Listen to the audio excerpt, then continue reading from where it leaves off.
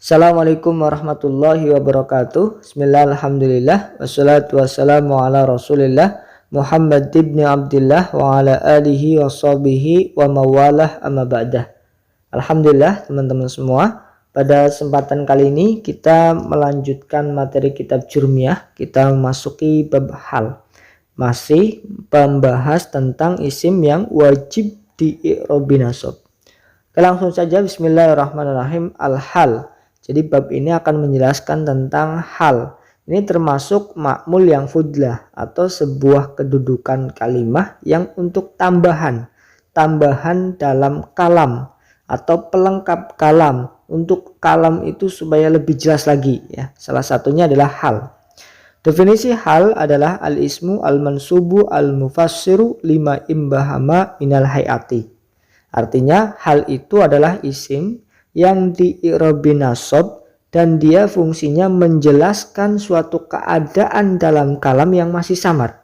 Misalkan dalam sebuah kalam ada keadaan yang masih samar, itu masih boleh dijelaskan dengan hal, didatangkan hal untuk menjelaskan keadaan yang masih samar.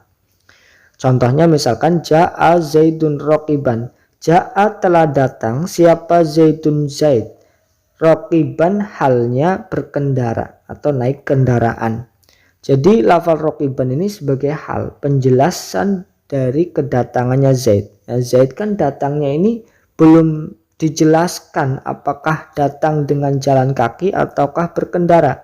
Tapi ketika sudah dijelaskan oleh hal, raqiban halnya berkendara, ini sudah menafikan jalan kaki. Jadi Zaid datangnya Zaid tidak mungkin jalan kaki. Ini kan menjadi semakin jelas ya. Walaupun ja'a Zaidun itu sudah termasuk kalam ya, sudah memenuhi syarat kalam yaitu fiil dan fa'il.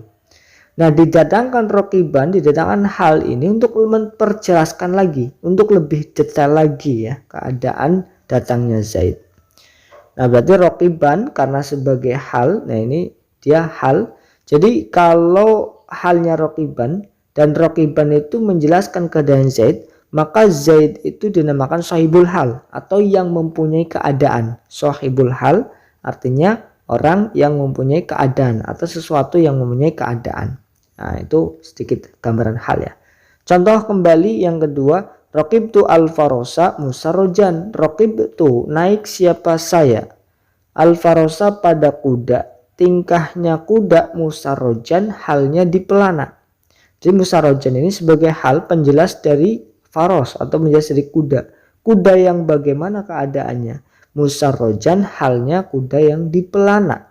Jadi musarrojan adalah hal menjelaskan keadaan faros. Berarti faros atau kuda ini adalah sahibul hal yang mempunyai keadaan. Nah, itu secara simpel tentang gambaran hal ya.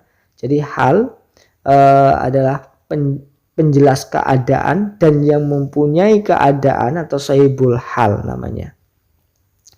Lalu kita ke syarat hal. Di sini ada dua syarat hal. Yang pertama la yakunu al halu illa nakiratan. Yang kedua la yakunu sahibul hali illa ma'rifatan. Syarat yang pertama, hal itu harus selalu berupa isim nakiroh atau isim yang masih umum ya, bukan isim ma'rifat.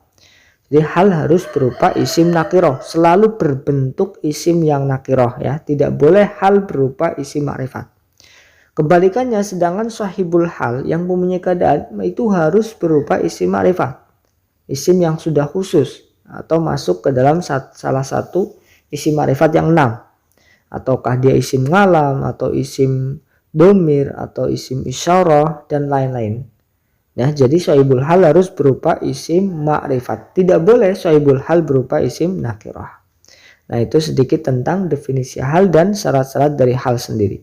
Lalu kita hafalkan dengan model tanya jawab. Bab hal. Definisi hal. Al-ismu al-mansubu al-mufassiru lima imbahama minal hayati. Artinya, isim yang di-i'rabi nasab yang menjelaskan kondisi atau keadaan yang masih samar. Contohnya, ja'a zaidun raqiban. Raqibtu al-farosa musarrojan. Mana halnya? Musarrojan raqiban. Mana sahibul halnya? Al-farosa zaidun. Ada berapa syarat hal? Ada dua. Yang pertama, la yakunu al-halu illa nakiratan. Artinya, hal harus berupa isim nakirah. Syarat yang kedua, la yakunu sahibul hali illa ma'rifatan. Artinya, Sohibul hal harus berupa isim ma'rifat. Wallahu a'lam bishawab. Alhamdulillah kita sudah selesai membahas tentang hal. Insyaallah kita besok lanjut di bab tamyiz. Terima kasih atas perhatiannya. Kurang lebihnya mohon maaf. Wallahu a'lam bishawab. Assalamualaikum warahmatullahi wabarakatuh.